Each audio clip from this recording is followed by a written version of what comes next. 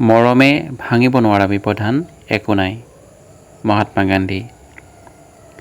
সুখ কাৰো চিৰকলীয়া নহয়। কমলাকান্ত ভট্টাচাৰ্য।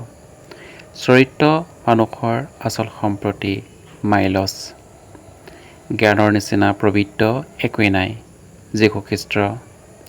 নিজৰ ভৰিৰ ওপৰত থিয় হ'বলৈ শিকা, তেতিয়াহে সংসাৰখনক ভাল পাব পাৰিবা। স্বামী বিবেকানন্দ। শিক্ষিত হ'বলৈ হ'লে সকলো বিষয়তে জ্ঞান থাকিব লাগিব। সৰ্বপল্লী ৰাধাকৃষ্ণ।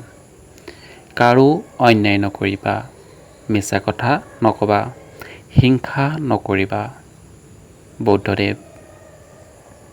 যাৰ ধৈৰ্য আছে তেওঁ বিচৰা সকলো বস্তু পাব পাৰে। ফেলকনিন।